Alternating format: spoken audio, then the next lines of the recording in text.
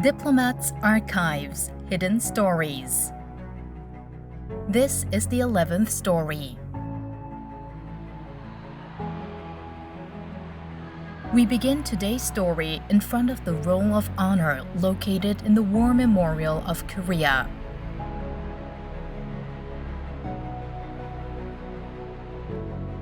Here you can find the names of fallen soldiers from 22 UN member countries during the Korean War.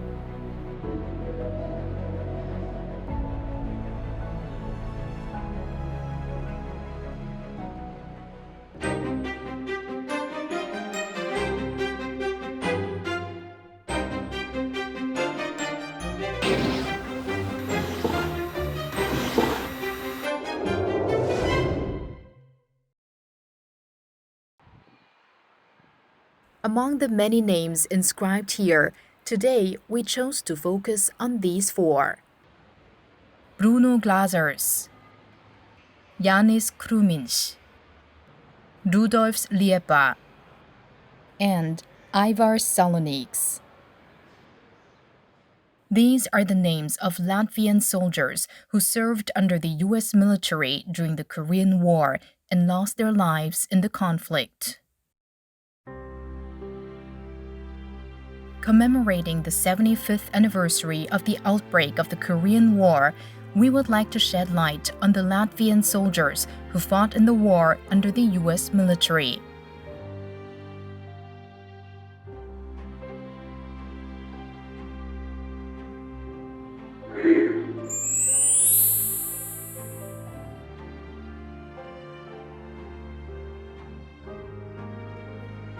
To hear more about this story, our team visited the Latvian ambassador. So how many Latvian veterans have been identified as having participated in the Korean War? Unfortunately, we don't have a full picture.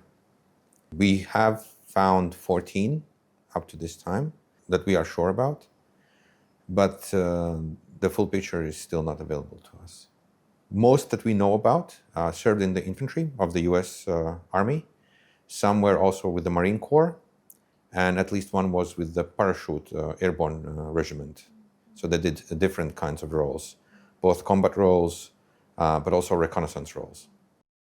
The Latvian soldiers who served in the Korean War first set foot on Korean soil in 1950, that was 75 years ago.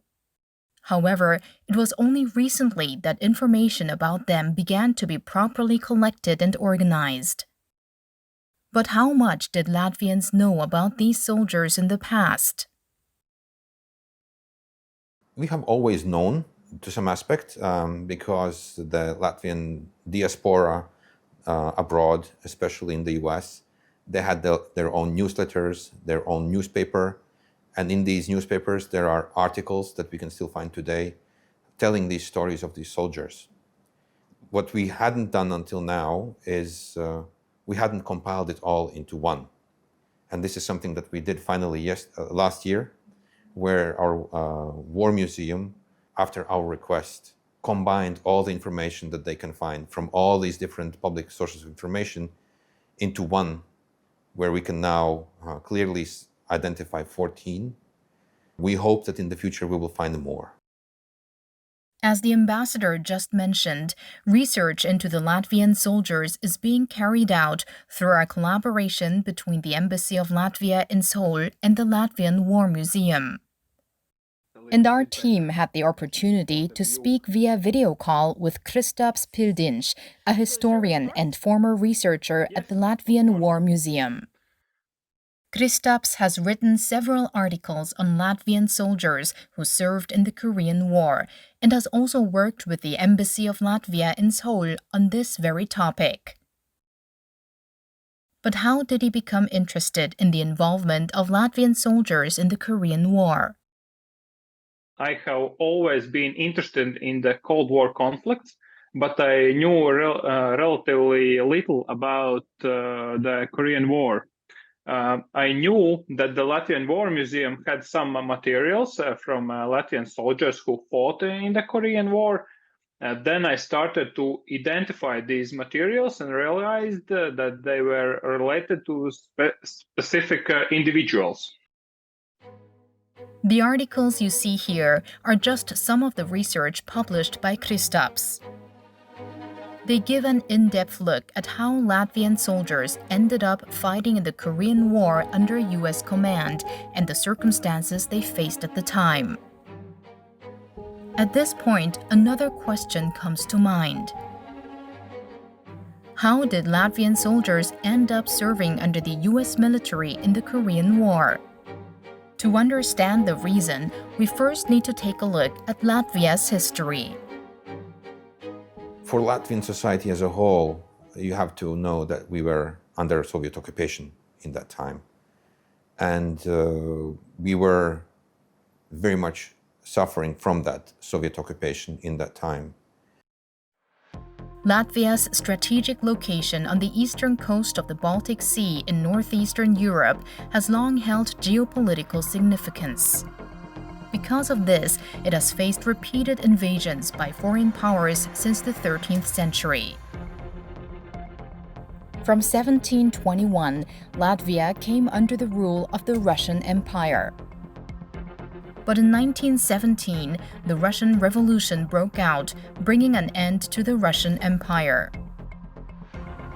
Just days after the end of World War I, on November 11, 1918, Latvia declared independence from Russia on November 18th and established the Republic of Latvia. But this period of independence was short-lived. In 1940, under the terms of a non-aggression pact between Nazi Germany and the Soviet Union, Latvia was forcibly annexed by the Soviets.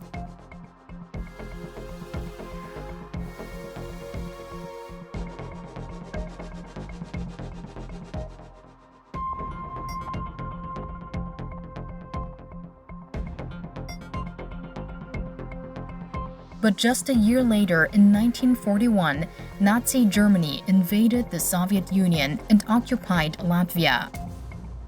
At the time, the Nazi Germany used Latvia as a military outpost, conscripting Latvians for forced labor and carrying out mass killings of the Jewish population.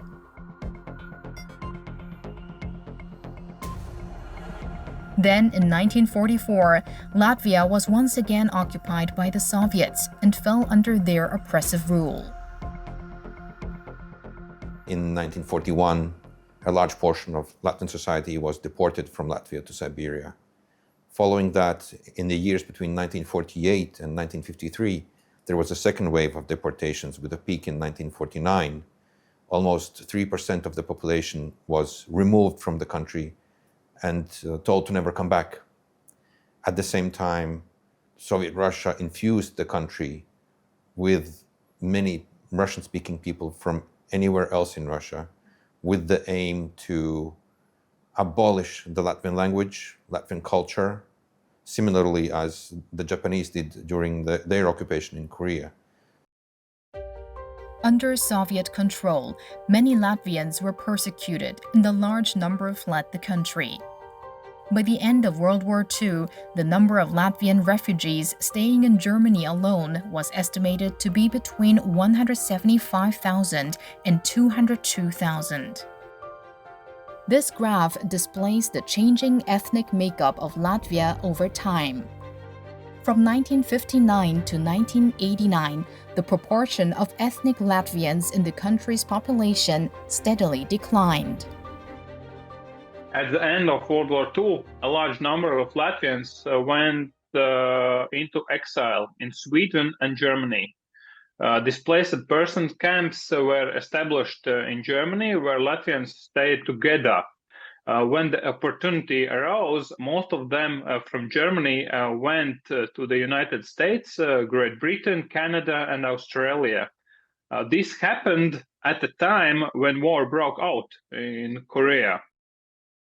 Many of the Latvians living in European refugee camps ended up immigrating to the United States in the early 1950s.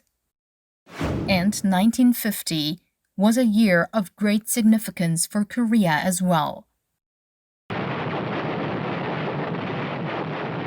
It was in that year, on June 25th, that the Korean War broke out.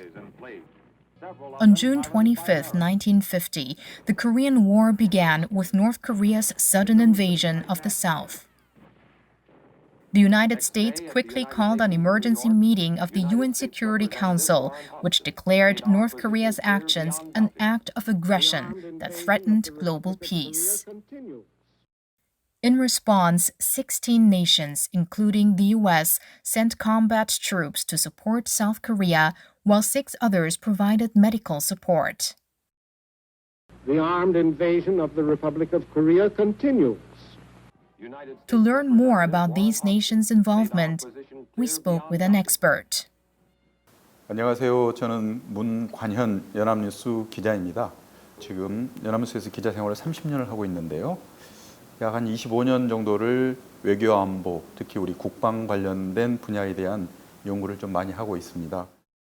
He has covered foreign affairs, security, and defense for 25 years, earning a master's degree in 2008 from the Korean National Defense University for his research on the countries that participated in the Korean War. 1950년 6월 기준으로 유엔 회원국이 59개국이었습니다. 그런데 북한이 남침한 거에 대해서 무력 침공을 멈추고 38선 이북으로 병력을 후퇴시켜라고 결의한 82호에 대한 지지 성명을 낸 나라가 53개국입니다. 어마어마한 숫자입니다. 6.25는 단순히 한반도에 있어서 북한의 군이 남한의 영토를 침범한 이런 전쟁이 아니었고요. 당시에 이제 2차 대전 이후에 냉전 체제로 이행하는 과정에서 자유진영과 공산진영의 하나의 싸움의 어떤 도입부에 있던 상징적인 사건이었다고 다들 판단을 했습니다. 그렇기 때문에 유엔에서는 최초로 유엔군 사령부를 당시 창설을 했습니다. 유엔군 사령부는 인류 역사상, 유엔의 역사상 처음이자 마지막이 바로 한국전쟁 때 만들어졌던 겁니다.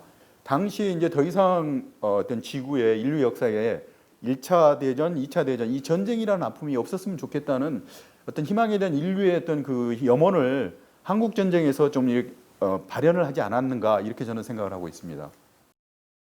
Under these circumstances, Latvians living in exile in the US joined the US military and came to Korea.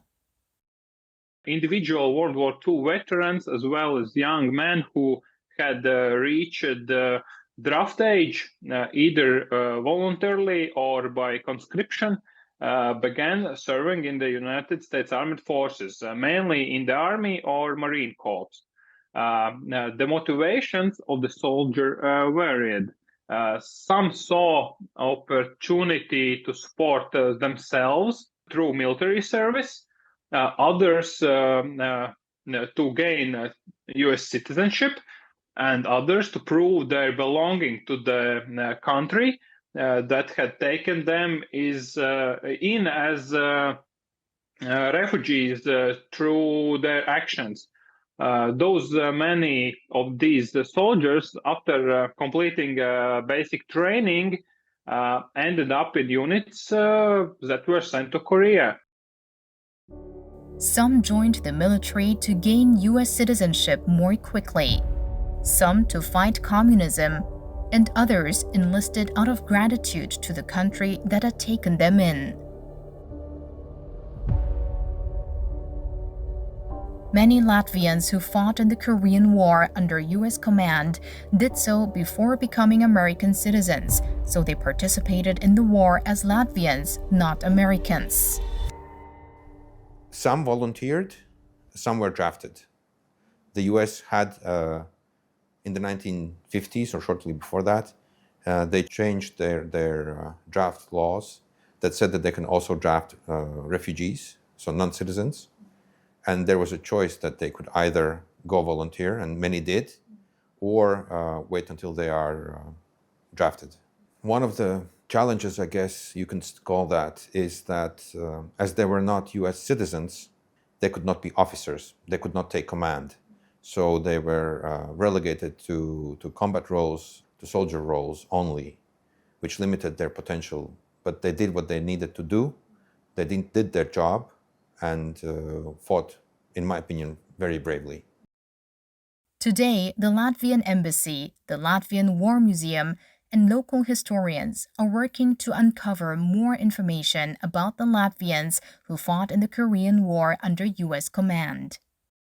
But with so many years having passed since the armistice, the records have become difficult to find. Unfortunately, the records of the U.S. Army, for the most part, are lost in a fire that happened in the 60s. And as far as I know, these records also don't contain distinguished information about the nationality of soldiers. So it's very difficult to find information in these archives. But my hope is that with enough work, we will get a much clearer picture. So far, only 14 Latvian soldiers who fought in the Korean War have been identified. Their names are as follows.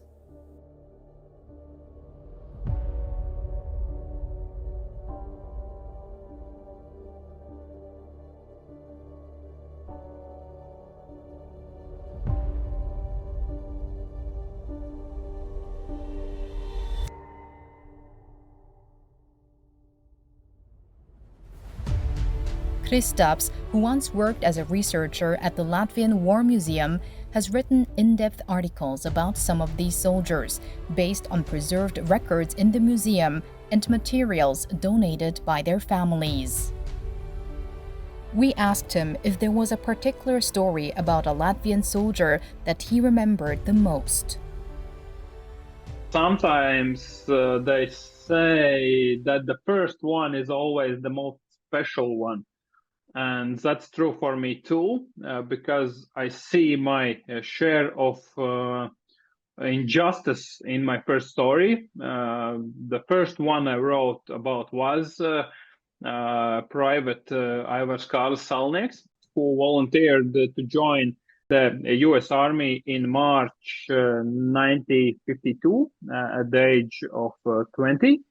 But by the summer was already in Korea in the ranks of the 279th Regiment of the 45th Division of the U.S. Army, which called themselves Thunderbirds.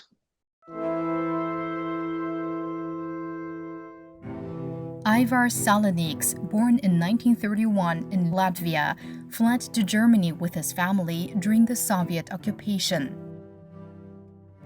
On November 16, 1950, the Salnieks family immigrated to the U.S. In 1952, at the age of 20, Aivars volunteered for the U.S. military. After completing basic training, he was deployed to Korea. In Haeanmyeon, Yanggu County, Gangwon-do Province, there is a basin village surrounded by mountains over 800 meters high. Because it resembles a punch bowl, U.S. troops nicknamed it the Punch Bowl. On October 18, 1952, Private Salnieks' unit was stationed in this area, which was at the front lines of the war. Shortly after midnight, North Korean forces launched a barrage of heavy artillery and mortar fire at their outpost. During the attack, Private Salnieks and 4 other soldiers became separated from the rest of their unit and took shelter in a bunker, where they fought desperately for their lives. At one point, an enemy grenade landed between Private Salnieks and 3 of the other soldiers. In that moment, Salnieks threw himself on top of the grenade, sacrificing his own life to save his comrades.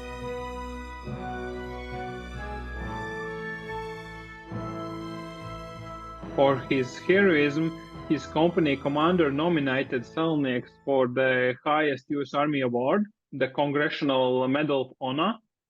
In such cases, the award has always been awarded, but Salnieks was Latvian and not yet a U.S. citizen. These could have been the main arguments for not awarding the Congressional Medal of Honor, but the second highest award, the Distinguished Service Cross, while also correcting the description of the battle events.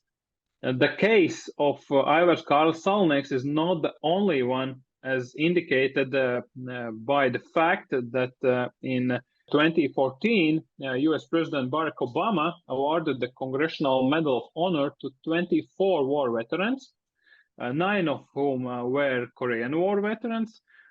All had previously received the Distinguished Service Cross, and these soldiers were Latin Americans and Jews, who were presented as soldiers who died fighting for a country that did not always consider these men as equal Americans. Could someone ever review the case of this young Latvian guy? I do not believe it, but even though it was well-deserved.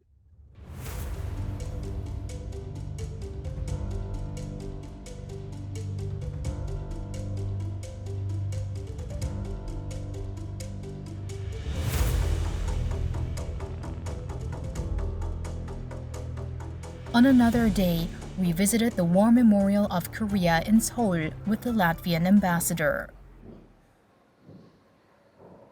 Here, the names of those who died fighting in the Korean War are engraved. So in Michigan, we have Aivars Salnieks. Over here, Aivars K. Salnieks. Along with Private Aivars Salnieks, the names of 3 other Latvian soldiers are also inscribed here.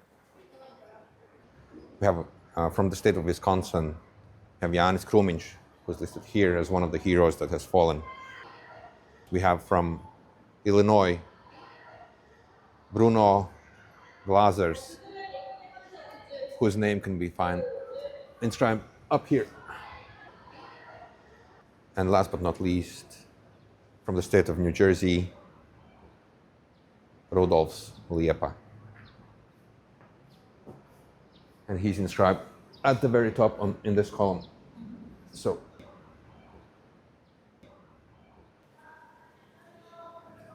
What would it feel like to find the names of your fellow countrymen on a Korean War memorial?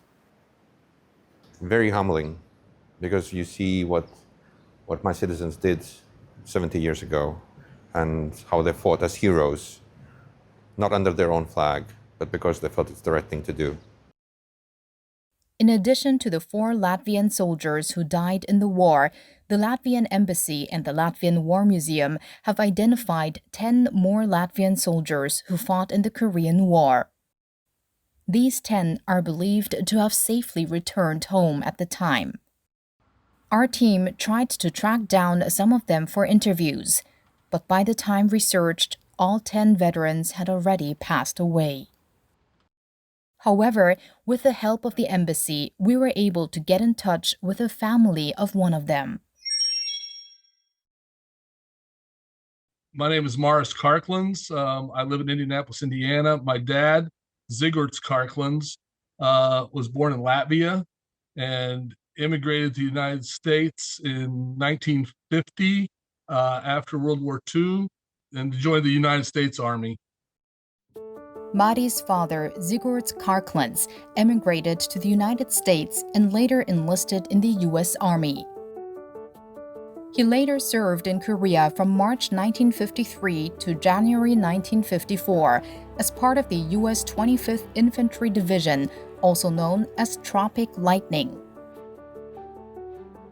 The 25th Division is known for its achievement in the Korean War, including its participation in the Hangang River crossing operation in March 1951 to recapture Seoul from the Chinese People's Volunteer Force.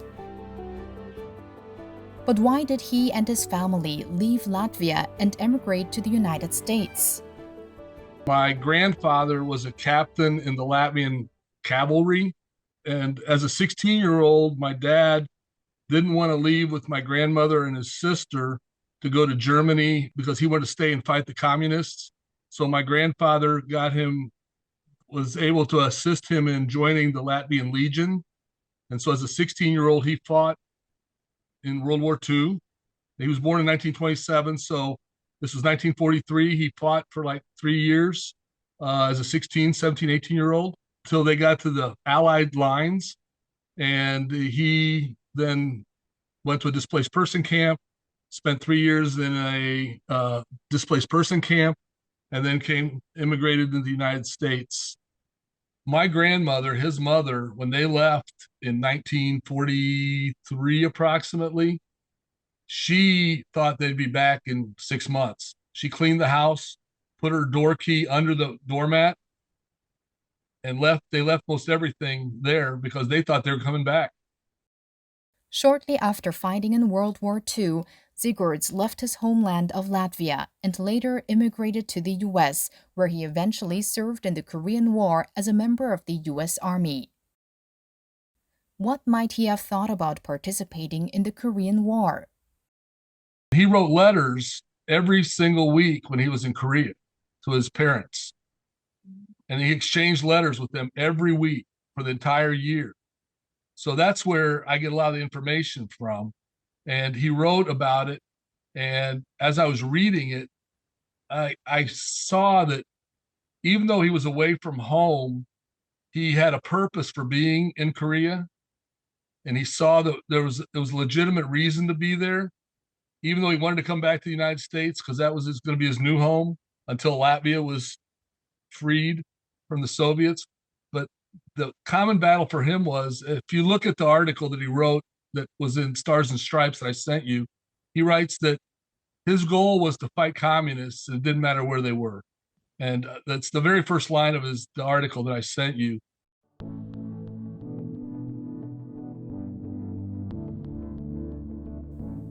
At the time Sigurds left Latvia, the country was under Soviet control.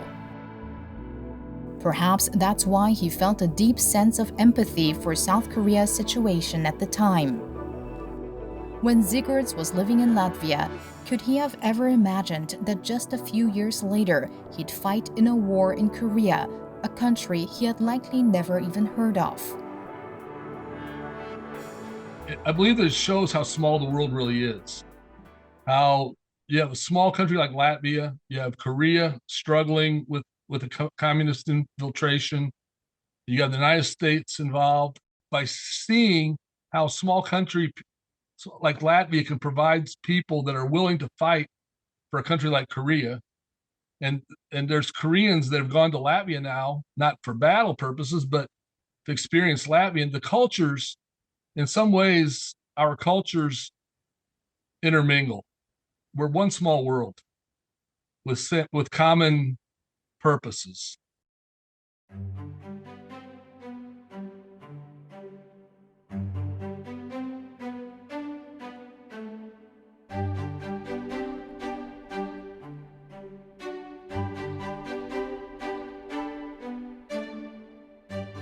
It was only in recent years that the existence of these soldiers became known in Korea and Latvia.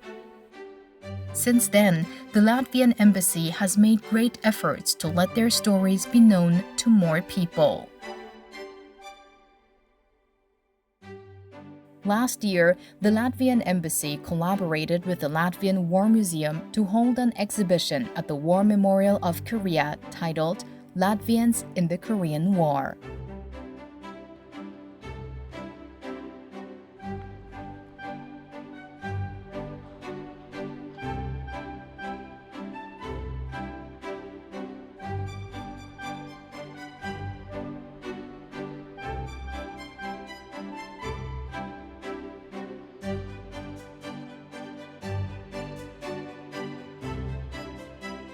While visiting Korea at the time, the President of Latvia visited the War Memorial of Korea for the first time to attend the opening ceremony of the exhibition. In front of the memorial honoring the fallen, the President laid a wreath to pay tribute to the Latvian veterans and also participated in a tree planting ceremony in their memory. Together with the ambassador, we went to see the tree that was planted during that visit. And we happen to have one of the first trees that has been planted for soldiers that did not fight under their own flag. And it is our hope that in the future, there will be many more recognized in this way or in a similar way. And this is the wonderful tree that my president was able to plant together with the chairman of the War Memorial. The ambassador shared that the Latvian president's visit to the War Memorial helped strengthen the relationship between Korea and Latvia. I believe it's changed the way we've looked at Korea from there on. We've had also, following the president, the chief of defense also visit Korea, and when offered the opportunity to pay tribute, he gladly did it. We find it important. And now I know that also the chief of defense is planning to go to Michigan and to visit the actual grave of the soldier as well and pay tribute there. So we are trying to pay our respects as wide as possible. Research on Latvian veterans of the Korean War is still relatively recent, but collaboration between Korea and Latvia is already underway. Not long ago, Baek Seung-ju, the president of the Korea War Memorial Organization, which oversees operations and planning at the War Memorial of Korea, also visited Latvia. 라트비아뿐만 아니라 발틱 국가, 또 동부라파 국가들도 대략적으로 한 2,500명 정도가 다른 나라 국적으로 참전을 했다 그래요. 그분들의 뜻을 조금 기념할 수 있는 조형물이랄까 그런 시설을 전쟁 기념관에 설치하는 것을 지금 준비하고 있어요. 물자 지원국까지 포함해서 6.25 전쟁 때 우리를 도왔던 나라들을 더 온전하게 그분들의 마음을 이렇게 잘 이렇게 보존하고 후세 사람이 알도록 하는 그런 역할을 전쟁기념사업회가 하려는 준비를 하고 있어요. 참전을 선언하지 않았지만 참전했던 분 한 분 한 분을 기리는 그런 마음을 담아내려고 지금 준비하고 있습니다. As of June 1950, neither the Republic of Korea nor the Republic of Latvia was a member of the United Nations. At the time, Latvia was under Soviet control, and for the Korean Peninsula, although the U.S.-Soviet trusteeship had officially ended, its influence still lingered. Though they fought under the American flag at the time, the fact that Latvians joined the Korean War, shed blood, and fought in battle makes us living today reflect deeply 75 years after the outbreak of the war. 당시에는 그 유엔에 가입한 회원국이 59개, 59개 나라였습니다. 근데 지금의 유엔 가입국이 몇 개 나라냐면은 193개국이에요. 지금 2025년도 기준으로 봤을 때 나라들이 벌써 바뀐 나라가 많습니다. 이미 소련은 없어졌어요. 그리고 소련이 이제는 여러 나라로 15개의 나라로 지금 이미 나뉘었고 또 마찬가지죠. 프랑스군으로 참전했던 나라 중에 벌써 이제 모로코가 독립을 했고 튀니지 전부 다 알제리 다 독립을 했기 때문에 지금 나라를 얘기를 하자면은 당시의 버전으로 프랑스 나라라고 일률적으로 할 수가 없는 거예요. 그렇기 때문에 이 버전은 1950년대 버전이 아닌 지금 현재 2025년도 버전으로 재해석을 하고 의미를 다시 부여를 해야 된다고 봅니다. 역사를 정확하게 구체적으로 기술을 할 필요가 있는 거죠. 라트비아인도 참전했고 모로코인도 참전했고 알제리 사람도 참전을 했다. 그래야 정확한 저는 역사 해석이고 한국전쟁에 대한 이해라고 저는 보고 있습니다. Korea and Latvia established diplomatic relations in 1991. This year marks the 34th anniversary of those ties. But through the stories of Latvian soldiers who fought in the Korean War, we've come to realize that the bond between the two countries dates back well before diplomatic relations were established. There are challenges that we face all the time. And I believe we share some very important values, like we cherish freedom. Democracy is important for us. And we want to live in a world that's based on rule of law. It has been proven again and again that if we stand together, we can achieve more. If we come together, we can also make a better world. So I think it is important to highlight that we have always fought together for freedom and democracy. Also to exemplify why it is important to continue to do it today. By shedding light on the hidden stories of Latvians who fought in the Korean War, we believe the relationship between the two nations can grow even stronger moving forward. All while never forgetting the spirit of solidarity shared 75 years ago for the freedom and democracy of this land.